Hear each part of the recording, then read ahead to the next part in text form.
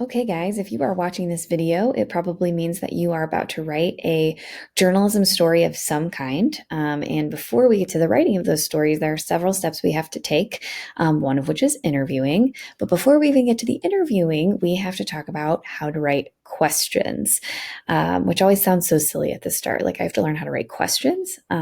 But the truth is, there is a good way to do it and a bad way to do it. And the better you are at asking questions, the better interviews you're going to have and the better stories you're going to write. So what I'm going to teach you in this presentation is the 21 question format. At first glance, 21 sounds like a lot. But I think as I walk through this with you, you'll realize that it is in fact sometimes not even enough, but it should get you what you need to have a productive interview. So why do we do it this way? This is really a method we've adopted at FHN. It was started long ago by Mr. Manful, and we've just kind of adopted it in the program.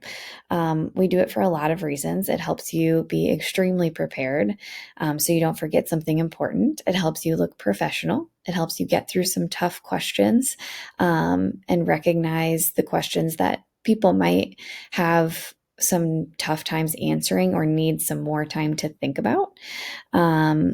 It will help you from having to go back for more information because this 21 question format really preps you up front. It will keep you from getting nervous or too stressed out or having too much anxiety because we all have enough of that already. We really sometimes just need something that we can follow step by step, and this does that for us. It will impress people, whether you're interviewing students or adults. It will make you look prepared, and it will really just help you think through what you're about to start writing. So with that, let's walk through this 21 question format. So question one is always going to be the same. I like to train people to ask this even if you know the person you're interviewing well, like a family member or a friend, so that you get in the habit of asking this question. The question is, what is your name? And the rest of it is, how do you spell it? One of the more embarrassing mistakes a journalist can make is misspelling the person's name that they've interviewed. So just a really basic question to answer up front. What is your name and how do you spell it? Questions 2 through 5 are background questions, and there's really two ways to do this. One of them is just like soft, comfortable, get to know you background questions. You likely will not even use these in your story. They are just used to get you comfortable, to get your source comfortable, and to get them in the mode of answering questions a little bit. So they can be as simple as, tell me about what you do for a living, if you don't know that, or tell me about your family, or how's your day going? Where do you live? Where are you from? Just something really easy to answer that gets them thinking about themselves. The other way you can do this, which is the second method down here, is if you already know a lot about the person. So maybe it's a basketball coach that you're interviewing and you've done your research and you know a little bit about his history as a coach or on the court. You can ask some specific questions about those things. So what was it like when you coached the 2008 team to state? And even if that's not part of the story that you're writing, you at least kind of get them comfortable with you and ease them into the interview process a little bit. So 2 through 5 should be background questions. Question number 6 is the only yes or no question you will ask the entire interview. I'm going to say that one more time. The only yes or no question you will ask the entire interview. So this is called a transitional question. And this is when you transition from your questions that are more like intro background questions to a question that actually relates to the content of your story. So if you are writing a story about the basketball team that went to state, the question that you might ask for number 6 is something like, did you coach the 2020 basketball team to a state game? Or were you on the team that played in the 2020 state basketball game at Mizzou? Or something like that. The answer is usually pretty obvious in this transitional question. And what I usually tell people is if their source says no to this question, you may have chosen the wrong person to interview, which in that case, we could take some different courses of actions. But this is really just to get them to start thinking about the things they are actually going to interview them about for the story.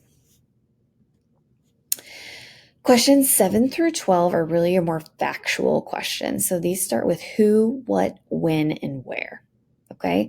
You will probably use these in your story, but you will not use them as quotes. You will probably just use them as information in some of your paragraphs, but they are really important. So these are things like dates and times and places that things happened.